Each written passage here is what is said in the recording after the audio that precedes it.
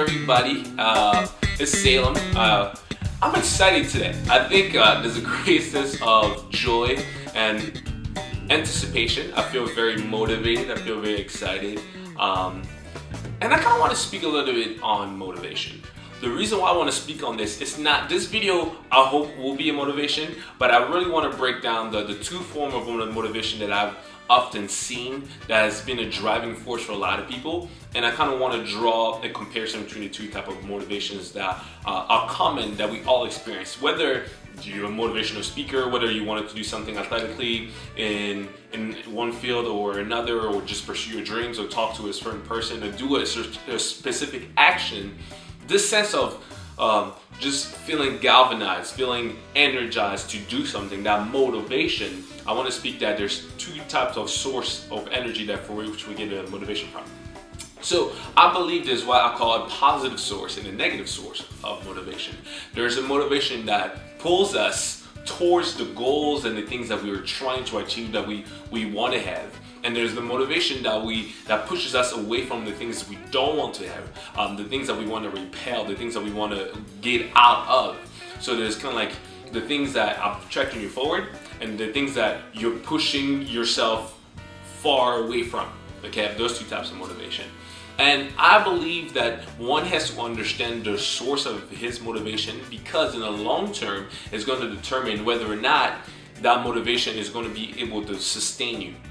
I believe in life there are certain principles we have to live by, so that your life is not just based on your emotions. It's not just based on how you feel one day versus how you feel another day. And that's one thing I love about God, because the way He works in my life is independent of my emotions. Because some days I kind of love God a lot. Some days I'm not really feeling like that. And I'm gonna be honest with you. I'm gonna be sincere and honest with you. And that's one thing I love about the Word of God. It says, because nothing can separate us from the love of God. It doesn't say nothing can separate me from loving God. It says nothing can separate God from loving me. So in life you need principles. But that's a different topic. Today I want to talk about motivation. So there's two types of motivation. I believe often, to give you an example of what I mean by negative motivations, often enough if you've been in a horrible situation, or you come from, let's say, let me give the example of education, you come from an impoverished area, or you come from very humble beginnings, and you want to give yourself a better education. So people who come from like maybe more impoverished area, people kind of like similar to me who came from areas where that were not so positive, you want to strive harder, because you don't want to go back to what you left. You don't want to go back to that experience that you previously had. So what you choose to do is you choose that desire of not getting that old lifestyle back as something to push you towards something greater.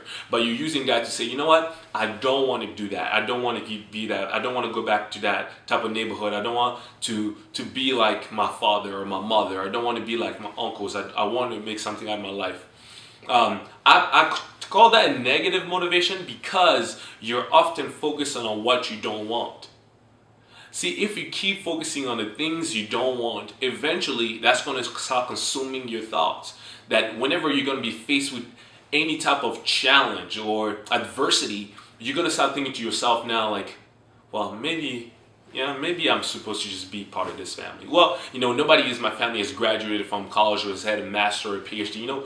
Maybe we're just meant to not have one. Or, maybe I'm just supposed to be in this neighborhood, man. Maybe nobody has made it out of this neighborhood. Or unless they played this is this. Maybe nobody can make it out, without selling drugs or giving your body away, Don't use only negative motivation. The reason I want to say that is because I know the power of the mind.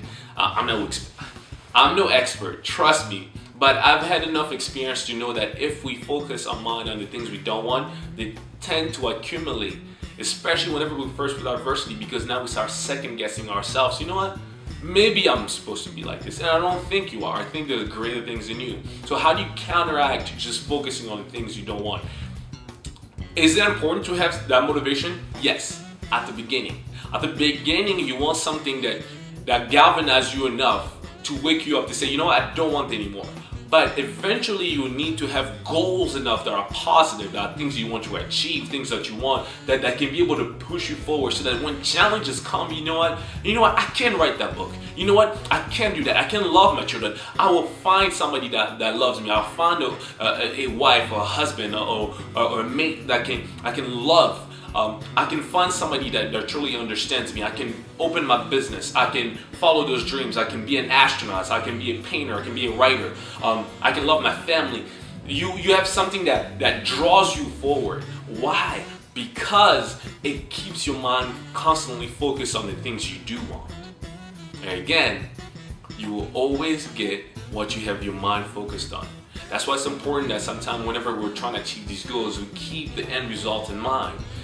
One thing I love, especially when my prayer life is increasing, thank God, I'm always trying to keep the end mind in result, especially even when I pray. God, these are the goals I'm trying to do. Lord God, I thank you because despite of the past, despite of what happened in my family, happened throughout history, despite of those who came against us, the hurt, the pain, you have put these dreams, these goals, this desire, this ambitions in me, and I thank you for that.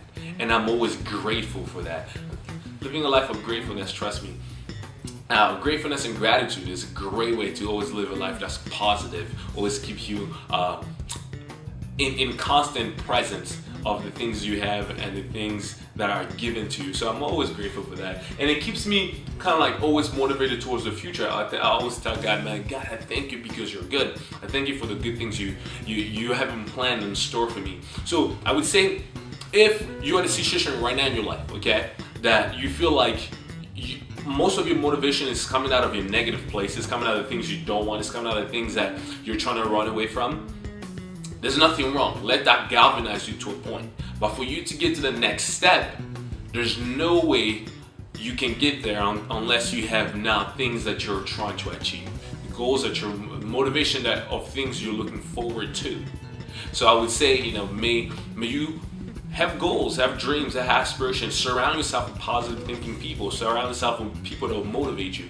One thing I love about T.L. Osborne is a great man of God, is a mentor to my father and my family. I had the privilege to spend some time with him one-on-one. And one thing I remember that he always said, he says, always go wherever you are appreciated and not just tolerated.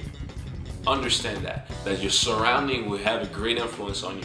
So make sure that the positive, the motivation that you have are people also who want things out of life, not those who just are running away from things. I hope that was really it. I don't want to be dragging this too much, but I want this to be like a galvanize that you can do it, that you have what it takes. Have your goals, you can achieve them. If you've made it this far, if you have breath in your lungs, if you woke up this morning and there was no white chalk outline around your body, no matter what neighborhood you come from, no matter what country you're in, just know that there's greatness in you. There's more things and talents, abilities that God has deposited in you that you can be able to change the world. We need more writers. We need more prolific. No, listen, not every great invention has been invented yet. Trust me, there are things that are going to come forward that's going to blow your mind. Things that will be beyond Facebook, beyond the things because sometimes we think, oh man, everything has been made. No. Can you believe? Let me blow your mind. Can you believe that CDs are not even 20 years old? CDs are not, and they're obsolete now. Barely anybody uses CDs anymore. Can you believe that it was only couple years ago that we were talking about USB? Like I saw USB drop the other day with 100 gigabytes. I saw one of my dad's old laptop that had 150 gigabytes. That was the laptop. And now you can have it on this small thing that you put in your pocket. Remember, there are many things, more greater inventions are coming forward. The ability for me to speak to you, wherever you might be in the world, we're not even in the same vicinity, not even the same 3 or 4 time zone away from each other. So there are still great potential. You have potential in you. Let that motivation of the things you will be able to do. I'm excited for your goals. I'm excited for your dreams. May God bless your goals and your dreams. It's been yours truly. Signing out. Amazing love. Remember that you are God's very best. Grace.